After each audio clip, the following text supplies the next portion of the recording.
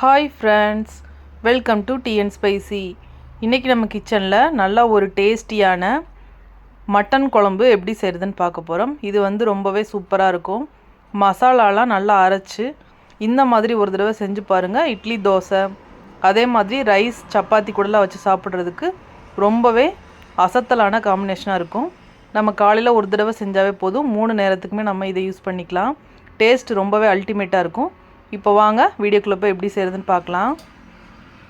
இப்போ ஒரு கடாயில் ஒரு 2 ஸ்பூன் அளவுக்கு எண்ணெய் சேர்த்துக்கலாம். நான் கடலெண்ணெயில் செய்கிறேன்.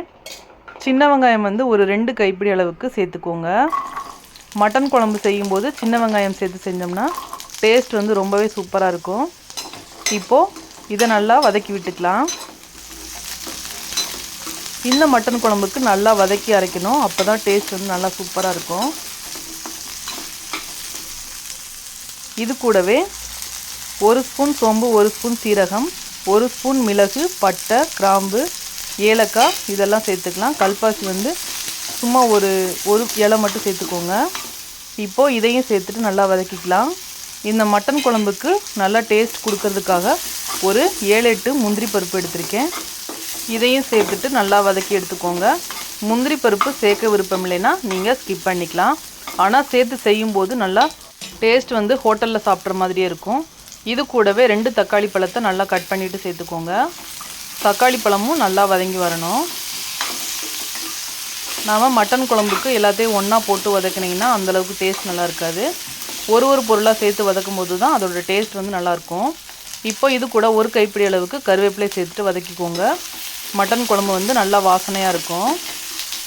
இந்த மாதிரி நல்லா பொறுமையாக வதக்கிட்டு அதுக்கப்புறமா தான் நம்ம மட்டன் குழம்பு செய்யணும். சரியாக வதக்காமல் விட்டிங்கன்னா டேஸ்ட் அந்தளவுக்கு நல்லா இருக்காது. அதனால் எந்தளவுக்கு முடியுமோ அந்தளவுக்கு நல்லா வதக்கிக்கோங்க. நான் ஒரு 1/4 கப் அளவுக்கு துருவின தேங்காய் எடுத்திருக்கேன். இதை சேர்த்துக்கலாம். ரொம்ப சேர்க்க தேவையில்லை, நம்ம ஏற்கனவே முந்திரி பருப்பு சேர்த்துருக்கோம். தேங்காய் ஒரு டேஸ்ட் கொடுக்கும், அதனால தான் நம்ம சேர்க்குறோம். இப்போது இதையும் சேர்த்துட்டு நல்லா வதக்கிக்கலாம். தேங்காவை நல்லா வதக்கிட்டு செய்யும்போது டேஸ்ட் நல்லாயிருக்கும். நம்ம நார்மலாக தேங்காவை அப்படியே போட்டு அரைப்போம். இந்த மாதிரி ஒரு தடவை வதக்கிட்டு செஞ்சு பாருங்கள், டேஸ்ட் ரொம்பவே சூப்பராக இருக்கும். பாருங்கள், தேங்காய் எந்தளவுக்கு ப்ரௌன் கலரில் வதங்கியிருக்கு. அவ்வளோதான், இதை அப்படியே ஆற விட்டுருங்க. ஆறினதுக்கப்புறமா நாம் மிக்ஸி ஜாரில் சேர்த்துக்கலாம். இப்போது மிக்ஸி ஜாரில் சேர்த்துக்கோங்க. சேர்த்துட்டு கொஞ்சமாக தண்ணி சேர்த்து நல்லா ஒரு பேஸ்ட் மாதிரி அரைச்சி எடுத்துகிட்டு வந்துடலாம். ரொம்பவும் கொரன்னு இல்லாமல் நார்மலான பதத்துக்கு அரைச்சி எடுத்துக்கோங்க. இதே மாதிரி அரைச்சிக்கோங்க, வலுவலுன்னு இருக்கக்கூடாது. இப்போது ஒரு குக்கர் ஹீட் பண்ணிக்கலாம். நான் ஒரு 3 டேபிள் ஸ்பூன் அளவுக்கு கடலெண்ணெய் சேர்க்குறேன். இது கூட 1/2 ஸ்பூன் அளவுக்கு கடுகு சேர்த்துக்கலாம். சும்மா ஒரு 1/4 டீஸ்பூன் அளவுக்கு சோம்பு, ஒரு பிஞ்ச் அளவுக்கு சீரகம் சேர்த்துக்கலாம். இது சும்மா வாசனைக்காக நம்ம சேர்க்குறோம். இது கூட ஒரு 10லேருந்து 15 சின்ன வெங்காயம் சின்னதாக கட் பண்ணிவிட்டு சேர்த்துக்கோங்க. வெங்காயம் வதக்கி செய்யும்போது டேஸ்ட் நல்லாயிருக்கும், அதனால் கொஞ்சமாக வதக்கி சேர்த்துக்கலாம். சும்மா நார்மலாக வதங்கினாவே போதும். ஒரு லைட் கோல்டன் ப்ரௌன் வர வரைய நம்ம வதக்கிக்கலாம். உங்களுக்கு சின்ன வெங்காயம் சேர்க்க விருப்பம் இல்லைன்னா நீங்கள் பெரிய வெங்காயத்தை சின்னதாக கட் பண்ணிவிட்டு சேர்த்துக்கோங்க. நான் ஒரு 700 கிராம் அளவுக்கு மட்டன் எடுத்திருக்கேன். 3/4 kg அளவுக்கு எடுத்திருக்கேன். இதை நம்ம நல்லா வாஷ் பண்ணிவிட்டு சேர்த்துக்கலாம். மட்டனை நிறைய நேரம் வாஷ் பண்ணக்கூடாது, ஒரு 2 தடவை மட்டும் நல்லா வாஷ் பண்ணிவிட்டு சேர்த்துக்கோங்க. இப்போது நல்லா எண்ணெயிலேயே வதக்கி விட்டுக்கலாம். ஒரு 5 நிமிஷம் வதக்கினா போதும். மட்டனை இந்த மாதிரி வதக்கி செய்யும்போது டேஸ்ட் நல்லா இன்னும் சூப்பராக இருக்கும். இந்த மாதிரி நல்லா வதக்கிக்கோங்க. அந்த மட்டன்லேருந்து தண்ணி ரிலீஸ் ஆகணும், அந்தளவுக்கு நல்லா வதக்கிக்கலாம். இப்போது இது கூடவே நல்லா ஃப்ரெஷ்ஷாக அரைச்ச இஞ்சி பூண்டு பேஸ்ட் சேர்த்துக்கலாம். இது 2 ஸ்பூன் அளவுக்கு இருக்கும். சேர்த்துட்டு நல்லா பச்சை ஸ்மெல் போகிற வரைய வதக்கி விட்டுக்கோங்க. இந்த அளவுக்கு நல்லா வதங்கினதுக்கப்புறமா நாம் இதில் மசாலா சேர்த்துக்கலாம். நான் 2 டேபிள் ஸ்பூன் அளவுக்கு குழம்பு மிளகாய் பொடி எடுத்திருக்கேன். இது வீட்டிலையே அரைச்ச குழம்பு மிளகாய் பொடி.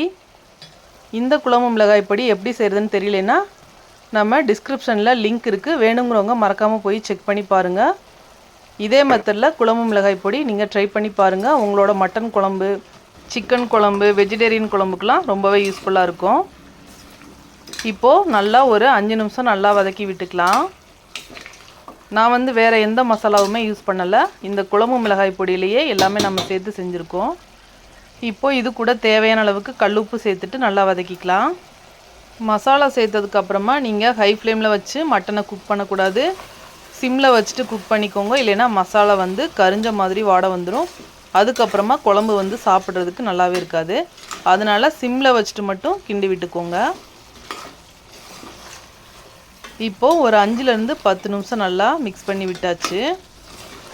நம்ம எந்த ஒரு கலருமே சேர்க்கல, ஆனால் பார்க்குறதுக்கு எவ்வளோ கலர்ஃபுல்லாக இருக்குதுன்னு பார்த்தீங்களா. இப்போ நாம் அரைச்ச வெங்காயம், தேங்காய் இந்த பேஸ்ட்டை சேர்த்துக்கலாம். சேர்த்துட்டு நல்லா கலந்து விட்டுக்கோங்க. இதை நீங்கள் திக்கான கிரேவியாகவும் செய்யலாம், இல்லைன்னா மட்டன் தண்ணி குழம்பு மாதிரியும் செய்யலாம். இட்லி தோசைக்கெலாம் சூப்பராக இருக்கும். ரைஸு சப்பாத்திக்கு செய்கிறீங்கன்னா கொஞ்சம் திக்காக செஞ்சுக்கோங்க, அப்போது சாப்பிட்றதுக்கு டேஸ்ட்டாக இருக்கும். எந்த மாதிரி செஞ்சாலுமே உங்களுக்கு இந்த மட்டன் குழம்பு ரொம்பவே சூப்பர் டேஸ்டியாக வரும். கண்டிப்பாக ட்ரை பண்ணி பாருங்கள். இப்போ தேவையான அளவுக்கு தண்ணி சேர்த்துக்கலாம். நான் 1 கப் அளவுக்கு தண்ணி எடுத்திருக்கேன், பார்த்துட்டு நாம் சேர்த்துக்கலாம்.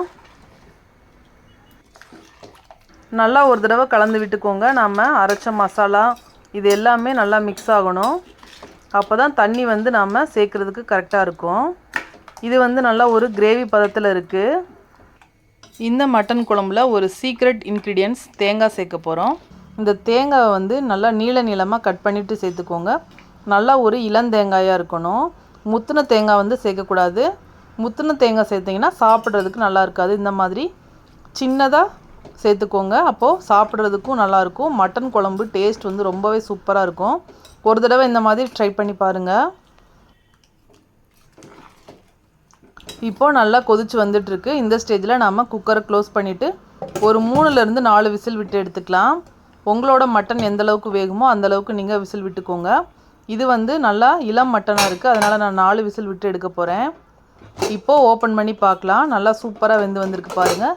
எண்ணெய்லாம் நல்லா பிரிஞ்சு நல்லா ஒரு சூப்பரான மட்டன் குழம்பு தயாராகிடுச்சு. இப்போது ஒரு தடவை நல்லா கலந்து விட்டுக்கலாம். பாருங்கள், நல்லா சூப்பராக குக் ஆகி வந்திருக்கு. பார்க்கும்போதே சாப்பிடணும் போல் இருக்குல்ல. கண்டிப்பாக இதே மாதிரி ட்ரை பண்ணி பாருங்கள். அவ்வளோதான்.